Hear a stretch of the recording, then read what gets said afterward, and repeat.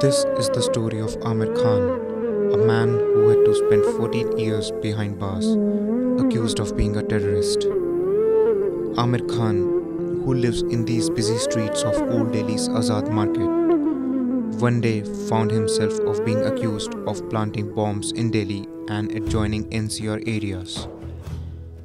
One evening 1998, Amir, who went out to the street to get some medicines, was abducted by Delhi police and days later produced in court as the man who planted bombs that killed many in Delhi and NCR areas. 20 फरवरी 1998 की रात को मैं medicine के लिए लेने के लिए अपने घर से निकला 1222 चौक सदर बाज़ार के लिए। भातुकुल रोड पे अचानक मुझको जो है एक जिप्सी दिखाई दी आगे बहुत स्लोली चलते हुए, और जब उसके मैं नज़दीक पहुंचा तो पीछे से मुझको धक्का मारा गया और उस जिप्सी के अंदर, जो कि वाइट कलर की थी, खींच लिया गया और अंदर बिठाकर मेरे पीछे हाथ बांध दिए गए और आंखों पे पट्टी बांध दी गई। अब मैंने उन लोगों से कहा भी कि मुझे क्यों अपहरण कर रहा है, तो उन्होंने बहुत गंदी गाली बककर कहा कि तू चल, हम तुझे बताएंगे।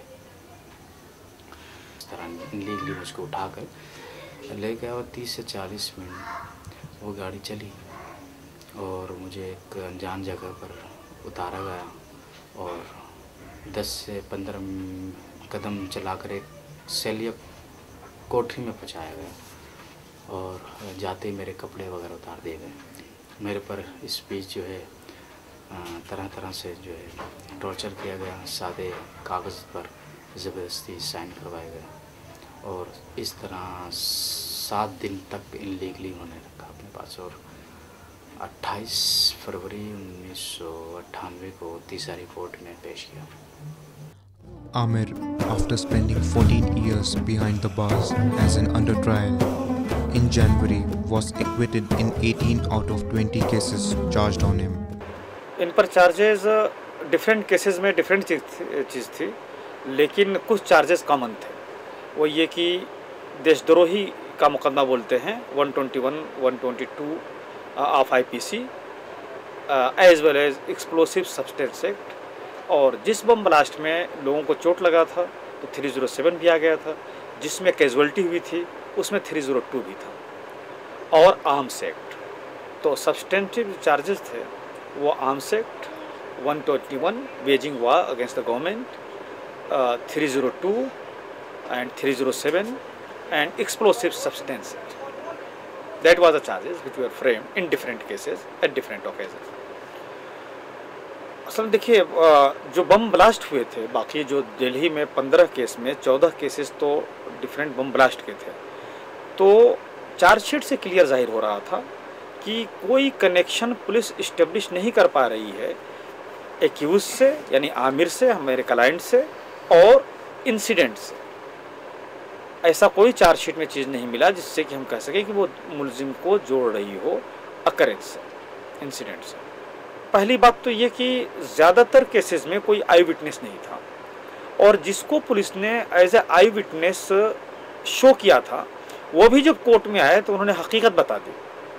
जैसे पुलिस ने रिकवरी विटनेस शो किया था कि पिलखवा से आमिर के स्टेंस पे कोई चीज़ रिकवर हुआ, एक्सप्लोसिव मटेरियल रिकवर हुए, लेकिन जब वो विटनेस यहाँ पर आया तो उसने कहा कि नहीं, हमारे सामने ऐसा कोई नहीं हुआ। इसी तरह से वो विटनेस जो कि गैर मुस्लिम है, मेजॉरिटी कम्युनिटी से है, उसको ये दिखाया गया था कि जब पिलखवा रेड डालने गए तो वो उसको साथ में लेकर गए एज ए पब्लिक विटनेस। उसने अगर क्लियर बता दिया कि नहीं, जो भी हमें चीज़ें हमसे दस्तखत कराई गई वो ऑफिस में कराई गई, वहाँ पर ना मैं गया ना कभी देखा हूँ इसको। उसने ये कहा कि हमने आमिर को तो पहली मर्तबा आज मैं कोर्ट में देख रहा हूँ। तो इस तरह से प्रोसिक्यूशन के पास कोई विटनेस नहीं था। A shattered family sold out all they had to fight cases after cases. During the course of the case, tragedy struck the family. As if the 20 cases weren't enough, tragedies haunted the family, one after the other. जब उन्हें पता चलता कि मेरा अपहरण हुआ है उन्हें तो पता ही नहीं चला। मेरे फादर जो है दिल्ली से बाहर थे और मेरी एजिड माता जी जो हैं वो घर में थी अकेली। तो इतने जो बहादुरगढ़ सदर बाज़ार का एरिया एक होलसेल मार्केट वगैरह का एरिया है। और अब वो जो घटना घटी थी मेरे साथ 20 फरवरी 1998 को रात को 9 साढ़े 9 के आसपास की थी। और उस वक्त मार्केट का एरिया जो है काफ़ी सुनसान हो जाता है, रश वगैरह नहीं होता है। तो उन्होंने इतनी चालाकी और इतनी होशियारी से उठाया कि पता ही नहीं लगने दिया कि हुआ क्या है। अगर पता चलता घर वालों को तो वो कुछ कार्रवाई भी करते, कानूनी कार्रवाई करते, लेकिन सही हालत का हमको पता नहीं चलता। और उसके अलावा फिर हमारी जो फैमिली है कभी उसको इत्तेफाक भी नहीं हुआ कोर्ट कचहरी और पुलिस से। मेरे ख़ानदान में, मेरे परिवार में नहीं, मेरे ख़ानदान में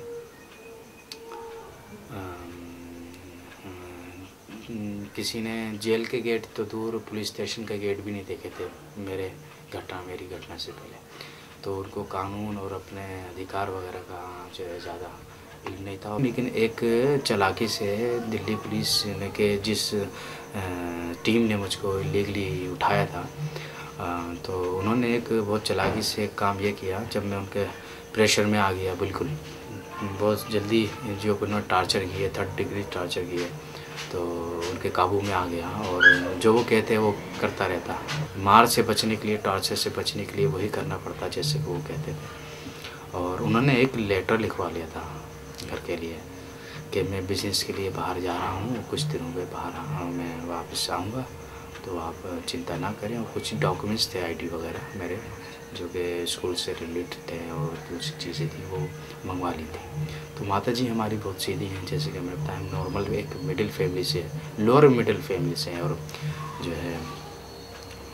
जो है बहुत शरीफ परिवार है। कभी कोर्ट कचहरी पुलिस का नहीं वास्ता पड़ा परिवार को, क्या ख़ानदान को भी। तो इन चीज़ों से वाक़फ़ियत नहीं थी, जानकारी नहीं थी, और उन्होंने जो है शादी में दे दी और विश्वास कर लिया। और यही कारण रहा कि उनको अपने मनमानी का पूरा मौका मिला। और 7 दिन इलीगली रखने के बाद, अपनी फ़र्ज़ी कहानी बनाने के बाद दिल्ली पुलिस ने मुझको जिन आरोपों में पेश किया, कोर्ट में पेश किया। तो Despite facing all kinds of difficulties, he still has got faith in the Indian judicial system and still believes in the secular nature of the Indian democracy. Now enjoying freedom after 14 years, he wants to move on with his life, believing his past 14 years to be a nightmare. जब अब बरी होकर मैं वापस 14 साल के बाद अपने घर लौटा हूँ, तो ना तो मैं अपने फादर को पा रहा हूँ, क्योंकि वो 2001 अपना अगस्त में एक्सपायर हो चुके हैं। उनको आखिरी बार देखना भी मैं जो है मुझे नसीब नहीं हुआ। और जो है कंटिन्यू 14 साल तक मैं अंदर रहा। तो आप लौटा तो ना तो मेरे फादर थे और मेरी माता जी हैं जो कि और पैरालाइज हुआ इनको, और जो है ब्रेन अटैक हो चुका है 2008 में, इन्होंने ही संभाला। तो अब मैं अपनी माँ से बेटा सुनने को भी तरस रहा हूँ, बोल नहीं पाती है। और जो है घर आपके सामने हालत, क्रैक आ चुके हैं बड़े बड़े। अब यानी कि ना बिजनेस है ना कुछ है, घर पूरा डिस्टर्ब हो चुका है। मेरी ज़िंदगी नहीं बल्कि मेरे घर वालों ने भी इस बीच जो है काफ़ी प्रॉब्लम्स सही। और जो है मैं आगे भी यही सोच लेकर चल रहा हूँ कि अच्छे लोग हैं दुनिया में और इंसानियत अभी ज़िंदा है। और मैं अपनी ज़िंदगी की शुरुआत भी जो है बहुत अच्छे से कर रहा हूँ। नई ज़िंदगी की शुरुआत, अच्छा रिस्पॉन्स मुझको सोसाइटी से मिल रहा है और मैं जल्दी अपने पाँव पे खड़ा हो पाऊँगा और नई ज़िंदगी अच्छी शुरुआत कर पाऊँगा, मुझे पूरी उम्मीद है। और मैं अपनी एजुकेशन भी जो है शुरू करने वाला हूँ जो छोड़ी थी। तो आगे सोचा हुआ है काफ़ी कुछ, देखते हैं क्या होता है, प्रयास करेंगे ज़रूर। In Amir's case, even if it was after 14 years that he was acquitted of most of the charges, there are many Muslim youths who are still languishing in our jails, being accused of terrorism. This is a trend which doesn't seem to end with Amir. The recent incidents of Batla House, Makkah Masjid and Malegaon blast, all too many, is the continuation of this trend. Of course, it's not an isolated case actually. I mean, cases like there have been. When I did that story, lots of people, lawyers, social activists, they contacted me and they said that look, Amir's story, and which is a reality, Amir's story is just tip of the iceberg. There are more than thousands of cases, and people don't know about it, where innocent youths, innocent within court, because the matter is still not officially innocent, but people who are picked up just on presumption, you know. And this, in several of cases, there are some cases which I don't dare to do it. I don't dare, let me confess it frankly, I don't dare to do it because I will be threatened, you know, my life will be under threat. There's so many cases, and of course, all these cases, if you take up Makkah Masjid blast, if you take up the way Muslim youths were picked up after Malegaon bomb blast, which turned out to be the handiwork of, you know, extreme right-wing Hindutva organizations, the way immediately police and the pattern on which investigative agencies work immediately after any kind of blast, and especially I'd like to point out the role of the media as well, the way they talk about who done it is seriously disturbing. And all these cases are in fact a result of that stereotyping of the community by one, administration, and second, in fact, not only administration but state, you know, and second by media, third by, you know, investigative agencies, you know, and then if you look at it larger picture, by Indian middle class, which largely thinks that no, it seems that Muslims are terrorists.